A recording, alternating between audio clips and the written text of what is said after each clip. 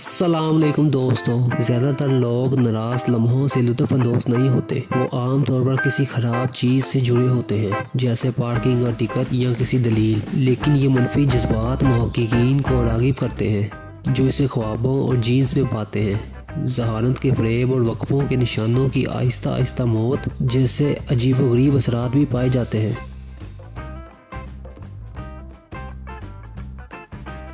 ایسا لگتا ہے کہ کتے انسانی جذبات کو ان سے بہتر انداز میں پڑھتے ہیں جو ہم ان سے کرتے ہیں۔ بیشتر کائنے لپٹے ہوئے لوگوں کے بارے میں محققین نے حال ہی میں دریافت کیا ہے کہ کتے کو گلے لگانا جانوروں کو بے حد دباؤ کا باعث بن سکتا ہے۔ 2016 کے مطالعے میں کئی کتوں پر مشتمل انگلیوں کی نشاندہی کرنے اور ازارِ خیال کرنے والی آوازوں نے یہ بھی انکشاف کیا کہ جب جانوروں کو پریشان انسان کا سامنا کرنا پڑتا ہے، کتوں کا اعتماد موقع پر ٹینکڈ ہو جاتا ہے۔ ایک تجربے میں ایک شخص نے ایک موقع پر اشارہ کیا اور دوستانہ یا پرجوش آواز استعمال کی۔ اگرچہ اس جگہ کا پتہ نہیں تھا، کتوں نے انسان پر اتنا اعتماد کیا کہ وہ اس علاقے کی تفتیش کر سکتے ہیں۔ دوسرے تجربے میں اس شخص نے اشارہ کیا لیکن ناراض لہجے میں استعمال کیا۔ اگرچہ تمام کتوں نے موقع کی تفتیش کی لیکن وہ ایسا کرنے میں ہچکچاتے رہے۔ در حقیقت اس میں ایک خاص تاخیر ہوئی۔ یہ ظاہر ہوگا کہ کتے انسان پر اعتماد کرنے کا فیصلہ کرنے سے پہلے مخر اور جذباتی اشارے پڑھتے ہیں۔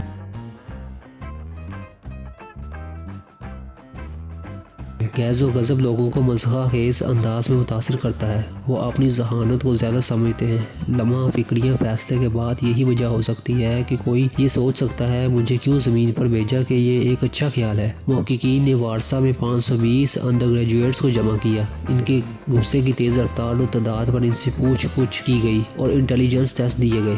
جیسا کہ غصہ ایک پیچیدہ اور عارضی جذبہ ہے، مطالعہ ہر پہلو پر روشنی نہیں ڈال سکتا۔ ابھی تک یہ نامعلوم نہیں ہے کہ آیا طور پر ہلکے لوگ اس لمحے کی گرمی میں صرف اپنے ہوشیاروں کی زیادتی کرتے ہیں۔ تاہم نتائج سے ظاہر ہوتا ہے کہ غصہ انٹیلیجنس کی سطح سے وابستہ نہیں تھا۔ ہر سطح کے طلباء جنہوں نے تیز مزاج کا تبادلہ کیا، ان کی دماغی طاقت کو بڑھاوا دیا گیا۔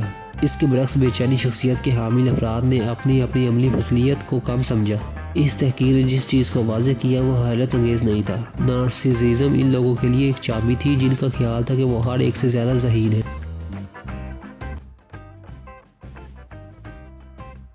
ایک بہت ہی تکنیکی آواز والا جملہ ہے جس کا نام فرنٹل الفا ایسیمیٹری ہے۔ سادہ انگریزی میں دماغ کی یہ لہریں الفا لوبز میں ناچتی ہیں اور غصے کے دوران مماثلت نہیں بنتی ہیں۔ سائنسدان یہ جاننے کے لیے بے چین تھے کہ آیا لہریں جسے الفا کہا جاتا ہے خراب مزاج کے خوابوں کے دوران مطابقت پذیر نہیں ہوتی۔ 2019 میں رضاکاروں نے دماغ کی سرگرمی کی پیمائش کے لیے الیکٹروڈ کیپس والی ایک لیبارٹری میں سنوز کیا۔ رات بھر خوابوں کو راغب کرنے والی REM مرحلے کا تجربہ کیا۔ تجربہ کرنے کے بعد وہ بیدار ہوئے اور انہیں خوابوں اور جذبات کے بارے میں پوچھ گچھ کی گئی جن کا انہوں نے تجربہ کیا۔ دلچسپ بات یہ ہے کہ ناراض خوابوں کے دوران الفا لہروں نے ہنگامہ آرائی کی۔ اس تحقیق میں یہ بھی پتہ چلا کہ سونے سے پہلے کڑوی احساسات کا تجربہ کرنا ایسے خوابوں کو متاثر کر سکتا ہے۔ دونوں جہانوں کی بات کرتے ہوئے سائنسدانوں نے یہ دریافت کیا کہ دائیں فرنٹ لوب میں زیادہ الفا سرگرمی رکھنے والے افراد بیدار اور سوتے ہوئے غصے کا زیادہ خطرہ رکھتے ہیں۔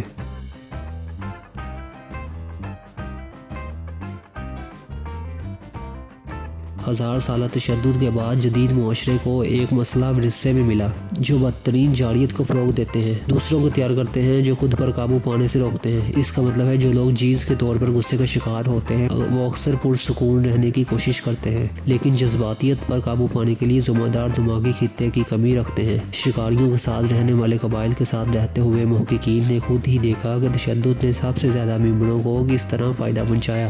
وہ مرد جنہوں نے دوسروں کو قتل کیا وہ زیادہ دن زندہ بچ گئے اور ان کے زیادہ بچے پیدا ہوئے۔ دنیا کی مرد آبادی کا 40% تک جین موجود ہے۔ سب سے زیادہ اثر و رسوخ MAOM جین سے آتا ہے جو جذبات کو منظم کرنے میں اپنا کردار ادا کرتا ہے۔ کم کام کرنے والے مختلف حالتوں والے افراد کا کنٹرول ضائع ہونے کا زیادہ امکان ہوتا ہے، خاص کر جب ان کا تکلیف دہ بچپن تھا۔ اعلیٰ کام کرنے والے مختلف افراد کے حامل افراد کو تشدد کا سامنا کرنا پڑ سکتا ہے لیکن صرف اس وقت جب مشتعل ہو سکتے ہیں۔ سب سے قابل ذکر پہلو یہ تھا کہ مطالعے میں شامل تمام رضاکار ذہنی طور پر صحت مند یونیورسٹی کے طالب علم تھے، جذباتی پریشانی والے لوگ نہیں۔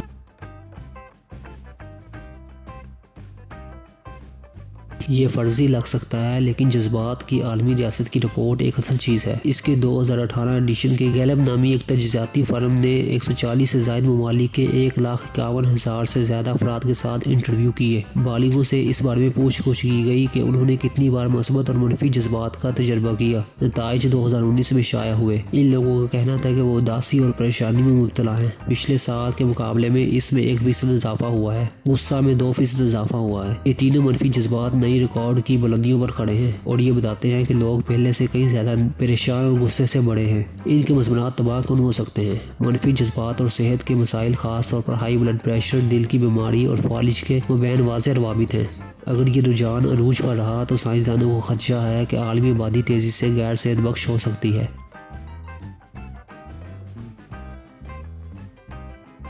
چونکہ باقی دنیا غصے میں اترتی ہے، ڈینش مستقیم رہتے ہیں۔ در حقیقت ڈنمارک سیارے کی خوش کن قوموں میں سے ایک ہے اور اس کا لفظ پیٹ کے ساتھ کچھ ہونا ہے۔